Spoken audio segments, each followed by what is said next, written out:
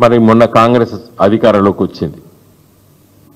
తొలి రోజుల్లో పట్ట మరి ముఖ్యమంత్రిగా బాధ్యత తీసుకున్న రేవంత్ రెడ్డి గారికి సూచనప్రాయంగా మీ మిత్రుల ముందు, పత్రికా మిత్రుల ముందు నేను మాట్లాడినా. ఆనాడు కూడా గెలిచి నా ఎంబడే ఉండే. నేను మాట్లాడితే ఆయన కారడ్డం ఆడాడు.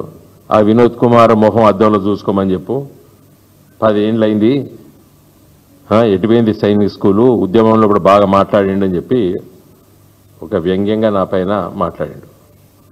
సరే చూద్దాం, కొత్తగా అధికారంలోకి వచ్చిండు, మేము ఓడిపోయినాం అని చెప్పి నేను కామ్గా ఉన్నా ఈ 16 నెలలు. నేను కూడా ఇప్పుడు అనొచ్చు, కానీ నేను అనను. ఆయనకంటే ఎక్కువ కూడా మాట్లాడచ్చు, కానీ నేను అనను.